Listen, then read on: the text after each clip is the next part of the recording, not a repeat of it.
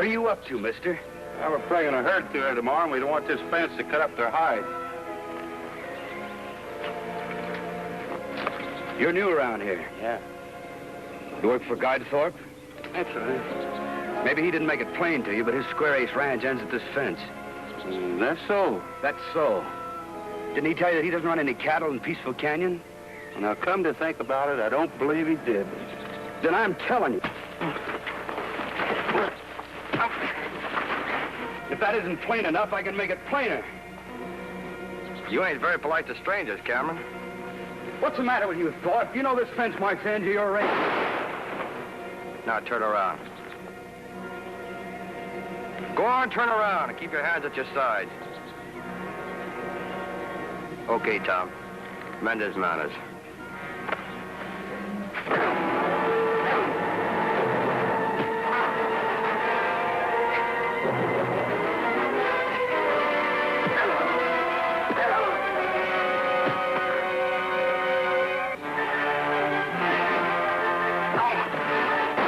Keep your hands down, Mike.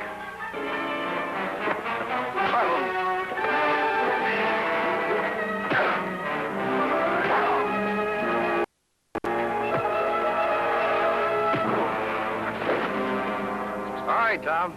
That's enough. Let's go.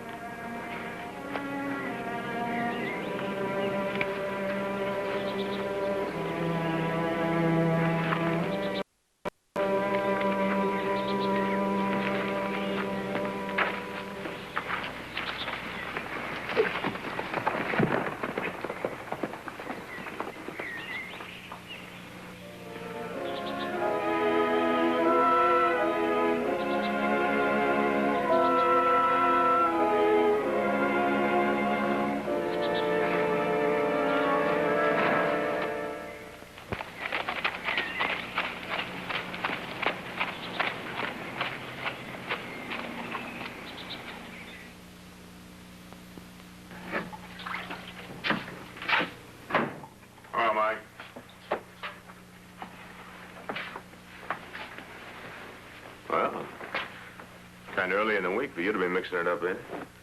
Who'd you tangle with this time? Thorpe. One of his hands. Just two of them? They messed you up like that? It was cutting the fence at the end of the canyon. Said they was planning to drive a herd through there tomorrow. Yeah, I know.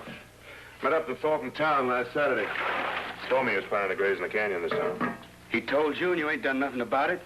Well, that land's free range. Don't belong to the Double C. Free range? That's right. Homestead Act was passed. Old man Crawford just fell in this section where the ranch house is. That's all he was entitled to. If Thorpe runs his cattle there won't be enough grass for the Double C. Look, Mike, this is a small spread. We can't buck an outfit like the Square Ace. Why not? Take another look in the mirror. That's why not. Look, Thorpe held a gun on me. If I'd had a gun... You'd had a gun, you'd got yourself killed. And all the pretty girls in Hatchet would have to wear mourning clothes.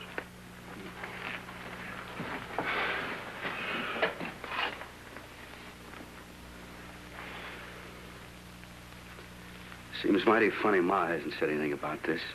Oh, it ain't funny at all. I just didn't tell her. You didn't tell her? She's an old lady. This ranch is all she's got. This ranch and Judy. I didn't want them to fret over what can't be helped. It wasn't up to you to decide that. You only worked for her. Anyway, I did decide it. I tell him Mrs. Crawford couldn't make any difference. Mike, don't go flying off the handle and stir up a mess.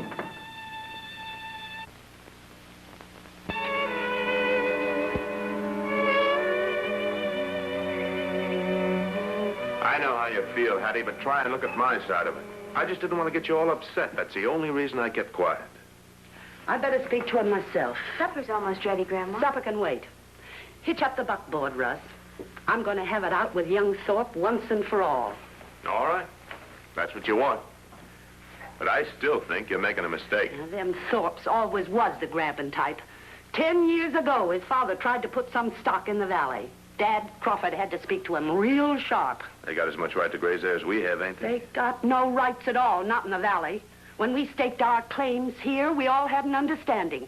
Each ranch got so much free range, and it was agreed the valley went to the Double C. An agreement like that ain't law. I asked you to hitch up, Russ. Hattie, don't you understand? Guy Thorpe's just as stubborn as his old man was. There's nothing you can say. I can say plenty. I'll show him he has to clear out, just the way Dad did. Times have changed, Grandma. They've changed a lot in the last 10 years. When Grandpa was alive, people could take things into their own hands.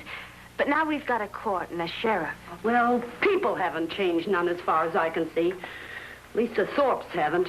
Judy's right. You get him riled, he'll move in 1,000 head instead of a couple of hundred. They'll eat us bare. Are you trying to convince me that we got to sit on our haunches and let him have his way? No, of course not. But, well, maybe I can reason with him. Reason? And just what would you suggest? The only way to reason with Thorpe is to jam a gun in his belly. That's just what I thought you'd say. There's someone you can talk to, Judy. Now listen, Thorpe isn't that kind. It'll take a lot more than words to make him toe the line. Fighting is the only way to you, isn't it, Mike? Nope. Only when it's necessary. Well, for your information, fighting Thorpe might be a little more serious than one of your Saturday night brawls over the girls in Hatchet. Maybe you better think twice before you even suggest it. It ain't up to me to think about it at all. If you're so all-fired set on letting Thorpe take over the valley, don't let me stop you.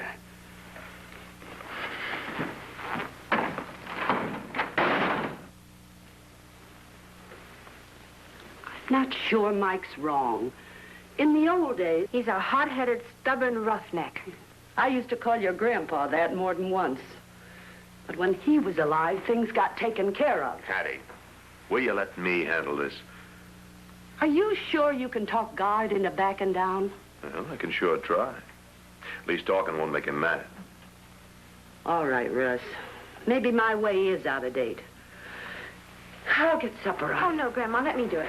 No, Judy, I feel better if my fingers are busy. You bring Mike in. If Mike's hungry, he can come in of his own accord. Won't nobody do nothing around here I ask him to? Sure, Grandma.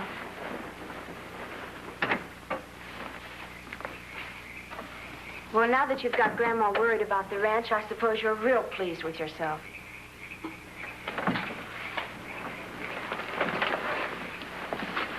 Why do you always do it, Mike? Why do you always barge in like a calf sprouting horns? Look, Judy, I told you I don't care what happens to the Double C. And that's the truth, isn't it? You don't really care what happens to any of us. You're just looking for an excuse to start another quarrel. Look, I like your grandma. I like her a lot. I don't want to see her get hurt. Then don't do anything to hurt her. Do you think I would? Not deliberately, no. But if you start trouble Looks between to me as if trouble's already been made.